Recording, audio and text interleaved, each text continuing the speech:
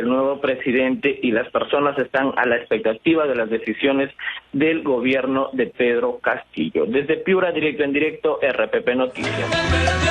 Muchas gracias, Gustavo. Bueno, tenemos entonces un panorama de la cotización del dólar. Promedio es 4.10, 4.12. Es un dolor de cabeza, un dólar de cabeza. Mientras algunos medios informan de que el señor Julio Velarde se quedaría en el BCR, el Banco Central ha usado ya el 10% de las reservas para frenar el alza del dólar. ¿Qué más hacer? Pedro Grados Smith nos lo explica en su comentario económico. Pedro, ¿cómo está? Buenos días. Buenos días. Buenos días, ¿qué tal Jaime? ¿Qué tal Mabel? Sí, lo primero que habría que mencionar es de qué forma interviene el Banco Central. El Banco Central no va contra la tendencia de mercado, utiliza un sistema que se le conoce como flotación sucia, entre comillas. ¿Por qué flotación sucia?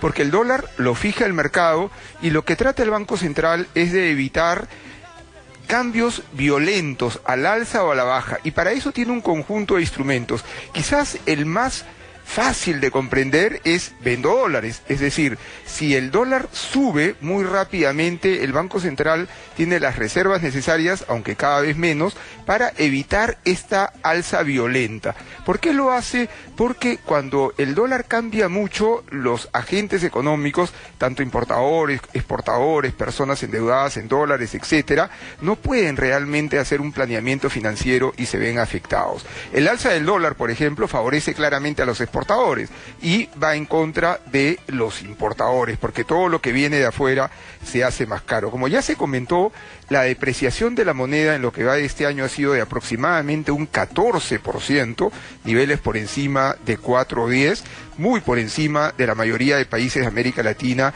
y básicamente por dos razones. La principal, la incertidumbre política, que ya hemos comentado, y también, es verdad, hay un incremento de la inflación a nivel internacional, en el propio Estados Unidos, y la necesidad probablemente de un alza de tasas de interés en Estados Unidos, lo cual hace que el dólar sea más atractivo. Pero la verdad, el principal factor, tanto para la gran empresa como para el pequeño ahorrista, es cómo protejo mi capacidad adquisitiva.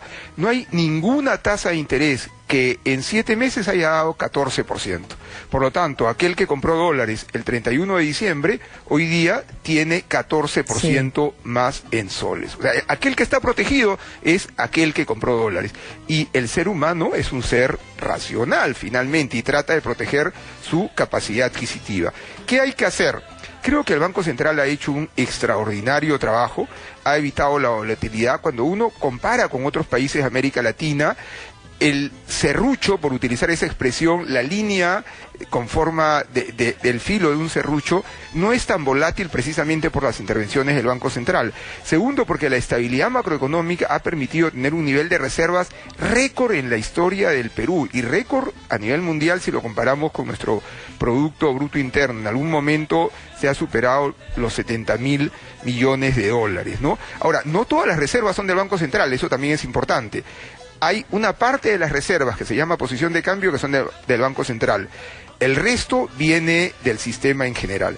Yo creo que el Banco Central debe seguir interviniendo, evitando volatilidad, pero lo principal, lo esencial, certidumbre. Y ojalá, si se confirma que don Julio Velarde permanece en el Banco Central y le aceptan además un directorio en línea con la racionalidad de la teoría monetaria, creo que las cosas podrían empezar a mejorar. Pero ojo, eso va absolutamente en contra de lo que dicen otros ministros. Alguien dijo ayer, vamos a formar una comisión para analizar el alza del dólar. No se requiere formar ninguna comisión para analizar el alza del dólar. Se requiere simplemente dar certidumbre, decir cosas racionales que hagan que los agentes puedan de alguna manera adelantarse a lo que va a ocurrir. Muy bien, Pedro, muchas gracias. Muchísimas gracias. Y a nada, poner velitas, pues, ¿no? Y a la estampita de Velarde. San Julio se quede en el BCR, que tenga un directorio, como bien dices, que garantice un trabajo en confianza, coordinado, y que el tipo de cambio, pues, baje, por el amor de Dios. Ya estamos todos hasta acá con el tipo de cambio. Y ya, ¿puede subir más? Sí, por supuesto, puede subir más.